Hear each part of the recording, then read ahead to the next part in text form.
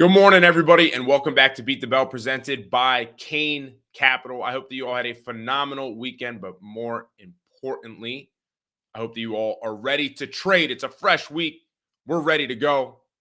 On today's panel, we have Diamond Trades. Diamond Trades, welcome to the show. Hope you had a good weekend, brother. Yeah, man, I had a great weekend. We got a Knicks W, first playoff win in so long. So that's really all I need for like the next 10 years. I'm ready to go. Let's get after it. Congratulations. Heat won as well, which is good to see. We'll bring in our Florida boys right now, starting with Ramsay Rippers. Ramsay, good morning. What's up? Good morning. New week. Let's go. Ready to shine. New week, new haircut. Yes, sir. I love it. All right, Stock Snipa. Good morning. God bless America. GBA. Let's dive right in to Fed forecast and economic calendar. Diamond Trades once again manning the ship solo this morning. Noah, what do we got? Yep, let's hit the economic calendar first. So this week really doesn't have a ton of high impact news. The highest impact news is going to be building permits, which is a preliminary reading on Tuesday morning. We've also got initial jobless claims as well as some housing market data this week with the existing home sales and the housing starts. We've also got some indicators of manufacturing in the country with global PMI flash and the Philly Manufacturing Index and the New York State Manufacturing Index, which actually came out this morning. So a lighter week as far as economic data goes, with some Fed speakers sprinkled in. So it shouldn't be too much on that front. Really, most of the news is going to come from earnings, which we'll touch on in a little bit. Let's go ahead and move over to the big banks. So the big banks actually beat earnings on Friday. Market sentiment felt a little bit better towards the end of the week, no doubt. And I think that was in part because of the lighter inflation prints that we got on Wednesday and on Thursday. But definitely the big banks reporting earnings on Friday put a nice bow on the week to sort of wrap it up. BlackRock, Citi, JPM, PNC, and Wells Fargo all reported higher than consensus earnings per share, with all but PNC beating on revenues as well. JP Morgan in particular reported a stellar quarter with a 52% jump in quarterly profit, and they set a record for quarterly revenues. That was JP Morgan. The stock was up about 7.5% on Friday versus the XLF financial sector ETF, which gained just about 1%. The positive bank earnings have seemed to extinguish any sort of lingering fears about the U.S. banking system, at least as it pertains to the largest players in the space. All the news so far has been good, from the bank earnings, but we're not out of the woods just yet. We still have Bank of America and Goldman scheduled to report Tuesday before the open, and Morgan Stanley the following morning. We've also got several regional banks scheduled to report this week. First Financial, M&T, some names like that, and I think we have like 15 or 20 regional banks scheduled to report this week. This is where a lot of the damage was centered in that March banking crisis. So it's going to be important to get a peek inside of those regional banks and see how those banks with a similar profile to SVB, to SBNY are sort of holding up here. To wrap us up, Morgan Stanley's Mike Wilson believes the market is partly being held up here by the view that Q1 earnings, which are going to be reported for most companies throughout the rest of this month, will be the trough in terms of year-over-year EPS growth, which would actually imply that this is a buying opportunity, right? When earnings bottom, that's when you want to sort of get into stocks to ride that wave back up in terms of the year-over-year EPS growth.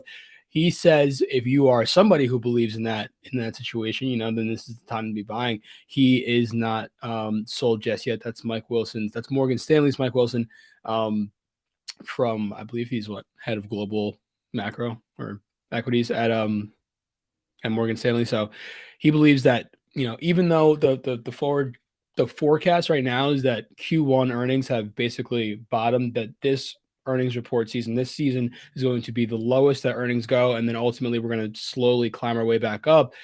He's just not yet in that camp. He's not sold this is going to be the bottom in earnings. And if you believe that there's some more downside to come in earnings, it would make sense that stocks would reflect that reality. So we'll have to see how the rest of the sector's finance is pretty much done, but we've still got a lot of the big tech names to report this week: Tesla, Netflix, as well as some others. Ryan, if you want to throw up the earnings calendar for us, Tesla, Netflix, and some others. So it'll be interesting to see how these names report this week. TSM as well is another big one that's going to be on Thursday morning. So yeah, earnings season definitely heating up here, and that'll do it here at Fed Forecast. Pass it back to Alejandro.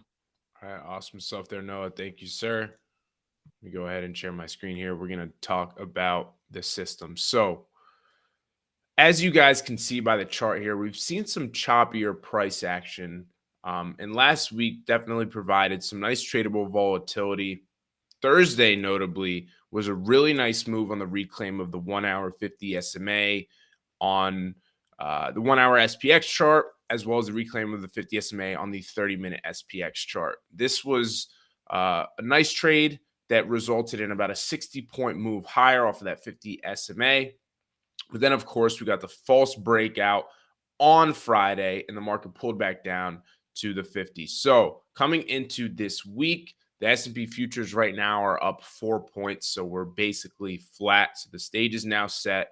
And based off of Friday's close, we're trading above the 50 SMA on both the 30-minute chart and the 1 hour chart.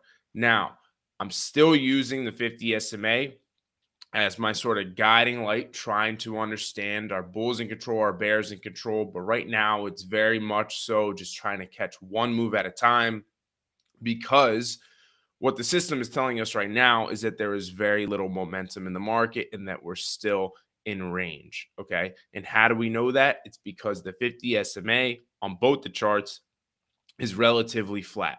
When we see the 50 SMA in a strong uptrend, as we did when we got that huge 200-point rally in SPX, that's when we know, okay, look long, look long, look long. And we can actually hold on to trades for longer, and we could see moves through multiple levels. But right now, because things have cooled down and we've created this range, it's going to be important to focus on one move at a time, trying to catch a move from one level to the next at a time. And we could see that even more clearly on the 30-minute chart. There's really not much momentum here. So there's two ways to look at this. You could say, oh, well, this is going to be difficult to trade, or, there's no real trend, what to do. Understanding the environment and being able to understand that right now there is no trend, that the market is likely setting up for its next leg is in itself extremely powerful, okay? Because that helps us to manage expectations going into trades. That helps us to decide how we want to size into trades. When things get choppy and they become more range bound, as they have been, I tend to trade less, and I'll look for 1 to 2 trades max per day. And that's just how I, manage in these conditions, because I like to avoid, or at least try to avoid, over trading, because when things get choppy, that's when people really want to over trade, and that's when you can really get in trouble. So that's the system. I'm going to pass it now to Ramsay Rippers for Bet the Bell. Do it for the system. I'm going to pass it over now to Ramsay Rippers for Bet the Bell. Good morning. Good morning, guys.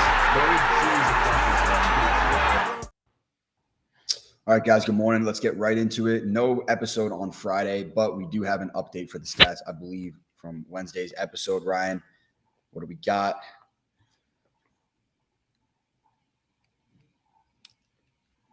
Hey, digest.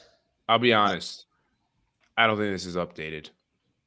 I'll be honest. And No, and this is actually working in my favor right now, but this isn't the up-to-date stats. So Diamond, we're competitors, but at the end of the day, because it is updated. I think the last time Diamond and I had different responses. How do I have one more win than him? Well, I said red and the market closed green, I think, or something like that. Hey, I'm getting a note from our producer Ryan right now. This is updated. He's saying on my little earpiece Bluetooth. Yeah, he said that. He's saying that 3 times. He's blowing us up right now. I don't know. Yeah. We'll see. It looks like there's a little conundrum. I don't want to hear anything though from Snipe and Moe. Really just Snipe saying, oh, there's collusion, this, that, and the other. Like, look at that, 18 and 17. I don't want to hear anything from Snipe. And it looks like there's nothing to be said. All right, let's get right into it. Indices are flat. We had some news that over the weekend that we are going to cover in question 2. What do we got today? Green or red, gents? Hondo. I'm going to go green today. Diamond. I'll go green as well. And Snipe, what do you got? This is your chance. You don't have to be devil's advocate. Red. Red. Love it. All right, let's get into question number 2. Ryan, please pull up the tweet from Unusual Whales last night. So for those of you that do not know, Montana just became the first U.S. state to ban TikTok, including downloads from the app. Should more states also ban TikTok? I want to know what this means for stocks like Meta, Snapchat, Google, the YouTubes, the different social media apps. What do you guys think as such? And do you guys think that this ban will be taking place in more states to come? Alejandro. That's actually really surprising to me. I hadn't seen that headline. I obviously, to answer your first question, for Meta, it's bullish, but man, that's really surprising. I do think it's a good thing though, for anybody that's been on TikTok. I was actually talking with buddies last week, just the amount of an effect that social media has on people's lives. I'm very glad that when I was growing up, we didn't have TikTok. Instagram was just becoming a thing. I mean, it's pretty crazy. If you go on TikTok, you'll find yourself on there for an hour, no problem, without you look up from your screen and the amount of time you waste on something like that. But yeah, I am very surprised by the headline, but I think that's awesome. And more to come, I guess. Fair. Diamond. I would have to agree with some of Honda's sentiments. I mean, I like the idea that states have this power to ban TikTok if they really want to. I think one of the things that gets conflated, like especially like on social media, is people are like, well, the Chinese are spying on us, and so we need to ban TikTok so that the Chinese can't spy on us anymore. And it's like, like your Amazon Alexa literally listens to every word that you say. Like it's amazing how people are cool with that, like that sort of data going to your Amazon and the other products in your house, whether it be Facebook, whether it be Amazon, AWS, whatever it is. I feel like those it's the same concept, but the fact that it's Chinese is what gets people like very against it. I'm not saying that we should all be, very open to having our data just shared over the internet, wherever we want. But at the same time, it's like, it just seems hypocritical to come at it from like a national security standpoint and then not talk about, the other apps that are doing the same thing. So I guess from like a national security standpoint, like I don't know if I love the argument. I think what Alejandro said, like if you want it to be like a mental health thing, like in terms of like the future of our country that way, then I completely agree. I'm on the same boat, right? I want us to be competitive, and I want people to be. I don't want that to become our future where people are just sort of mesmerized by social media. So I do agree with Alejandro's points in that sense. And Snipe. I'm going to have to say yes, unless the TikTok rewires their privacy policies. And I'm not even sure what the term for what I'm trying to say is, accessing the local network. I think that's like a huge violation right there. Yes, it's also even worse that it is a foreign nation doing it to us. I personally think that we should ban it more if they do not change these policies. But if they do change these policies, no harm. But the odds of that, because there was a court case and there was a hearing probably about a month ago where they were talking to them, asking them to change their policies. They didn't do anything. Yeah, it's interesting. Also, those stocks that we were looking at, the TikTok related stocks, Google, as far as YouTube, Snapchat, and Meta, they're all down this morning. I was expecting, maybe a little bit of a pop. But I guess this information, this news might have been already priced in from last week. There were talks about this Montana conundrum as far as TikTok last week as well, but it looked like it came to fruition over the weekend. One thing that I will say, though, about TikTok is it's interesting as far as, I agree with everything that everyone said, especially Snipes as well. But as far as like the censorship goes, TikTok is very uncensored, which is something that I do like about it. For example, over the weekend and last week, the riots that were happening in France. If you look up the France riots, on Instagram versus TikTok, you'll see two completely different things. You look them up on Instagram, you're going to see, if you look up France on Instagram, you're going to see, attractive women eating croissants at cafes and the Eiffel Tower and beautiful things. You look it up on TikTok, they're showing you what's actually happening. Not a lot of talk of it in the news as well. So that's one interesting thing to point out. We'll get into question 3 right here, Ryan. Please. Sounds like Ramsay's under the TikTok spell. Oh no, dude, I actually don't even have TikTok on my phone. I don't have TikTok on my phone. I'm actually looking at it. It's funny, in a group chat that I was in this week, one of my buddies sent screenshots. This is what you see if you look up France on Instagram, and this is what you see on TikTok if you look up France. So, damn. Yeah, it's pretty crazy, pretty interesting. I'm all for it. I'm so against censorship. So I don't know. We'll see what happens. Let's get into question 3. Ryan, please pull up the other unusual whales tweet. So for those of you that don't know, Larry Fink, the CEO of BlackRock, one of the 7 founders, said over this weekend, and has been saying for quite a while, he believes the U.S. could skirt away from a major economic downturn this year, but inflation is going to be around for a while. He says he does not see a big recession. Not sure if we're going to have one in 2023. We might have it in early 24, but if so, he doesn't believe it's going to be a big one. Do you guys agree or disagree, Alejandro? I mean, with this type of answer, I don't think he can be wrong. I don't think there's going to be a big recession. All right, Chief. That doesn't really sound like you know what I mean? But I think we've been hearing that for the longest of times now. I'm in agreement. I think Ramsay and I, we're fooked a recession. We say that pretty much every day.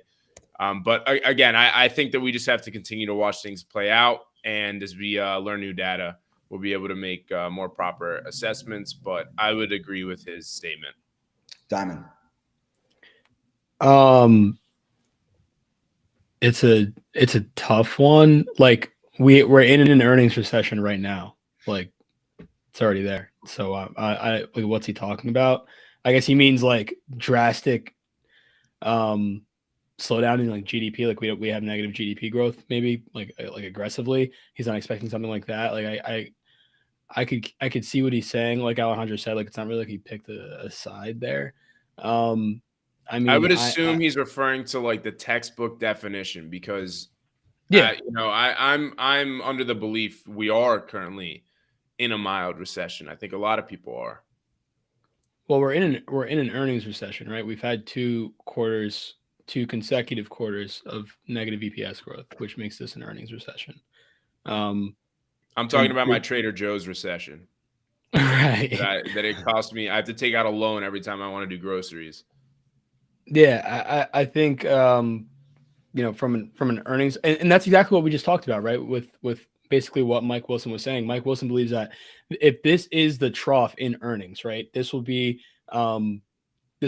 basically Q1 will have the worst year-over-year EPS growth. If that's the bottom, then it's Q2 is expected to still be negative, but it's supposed to get better, right? I think it's like consensus like negative, like 6% year-over-year EPS growth for Q1. I think for Q2, it's supposed to be like -5 maybe.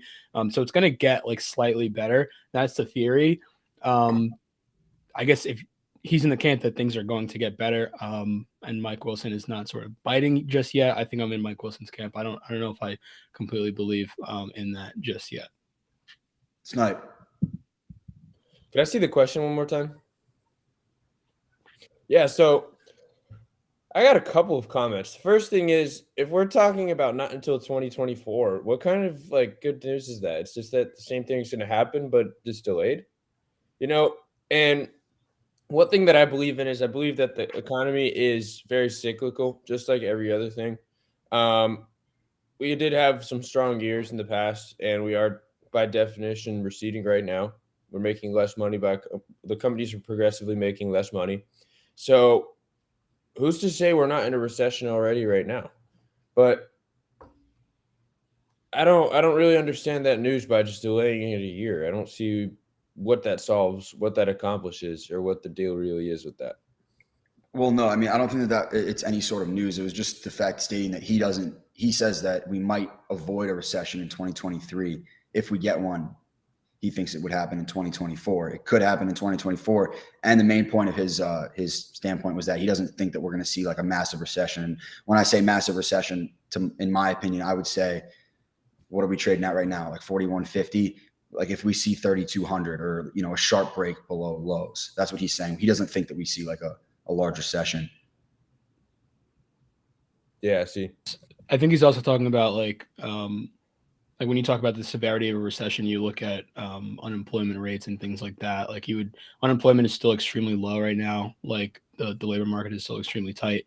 I think that when people say like we're going to see an aggressive recession, they talk about like unemployment levels like commensurate with 2008 and the great financial crisis and things like that. And so if you're in the camp that things are not going to get that bad, maybe unemployment, creeps up to like 4.5%, right? From the 3% that it is right now, as opposed to something like 6, 7, 8%, something super aggressive like that. So yeah, I think that people who are in that sort of that's the same sort of soft landing camp that a lot of people are in, right? Like maybe we're able to get inflation down and we're able to slow the economy enough where inflation comes down and unemployment, goes up, but not so drastically that there's blood in the streets and people are freaking out, right? Mild recession, and then things back to our regularly scheduled program. It seems like that's the camp that he's in. Right. Unemployment, defaults on mortgages, foreclosures, etc. Makes sense. All right. That's going to do it for Bet the Bell. We'll pass it back to Hondo here. All right. And to wrap up today's show, we're going to do trade of the week. It's time for America's Trade of the Week. Now, here's a guy who knows how to trade stocks. All right, Diamond, take it away. That's the funniest. That's like the funniest little intro. I love that so much. Best. You want to just play the video, no sound, Ryan? Yeah, we could do it like that. So this is a trade that I took on Friday afternoon into the close.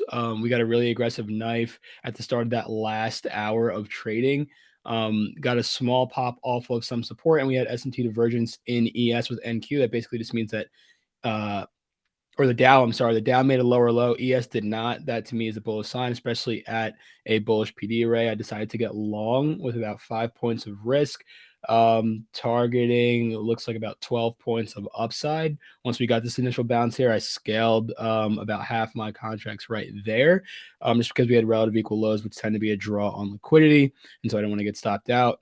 Took some profit there and targeted the highs overhead. I wanted to see that aggressive push, that aggressive late day rally that we often get. And that's exactly what we got here. Was patient with the trade and just sort of waited for it to attack our levels of buy side liquidity. One here at 41.53. That's the first one that got 41.59 rather. That's the first one that got tagged. And then eventually that 41.63, which you'll see a little bit later in the video, we're able to climb up there and reach that second target. So this was really, like a textbook sort of final hour trade where we were able to get in and have price delivered to our target really without any pullbacks. Never read slightly on the trade. I think we had maybe 2 points of drawdown at the peak before it eventually ran 12 points to our target. So perfect trade there. What are the green and red boxes? Somebody asked. So that is just before you take a trade, you can throw those on your screen. And yeah, exactly. It'll show you your risk reward. So if that red will be your loss, that green will be your profit. And I do that every time before I enter a trade, just really quick to make sure that I have, I'm always practicing, good risk reward ratio on my trades. I aim for that 1.5 to 2 is really that sweet spot for me. But yeah, that's the trade that we took on Friday. Worked out very beautifully. Nice trade, brother. All Thank right. you. That's going to do it for this morning show, guys. Appreciate everybody who tuned in. If you're watching on the YouTube, do us a massive favor. Hit that like button, subscribe. Helps us out a ton. We'll be trading live all day long in the Kane Capital Discord. You can go to kane-capital.com to trade with us. We've got the 7-day free trial running as well. We'll see you guys back here on Wednesday morning at 8:30 a.m. Eastern time. Have a great rest of your day, everybody, and good luck trading this week.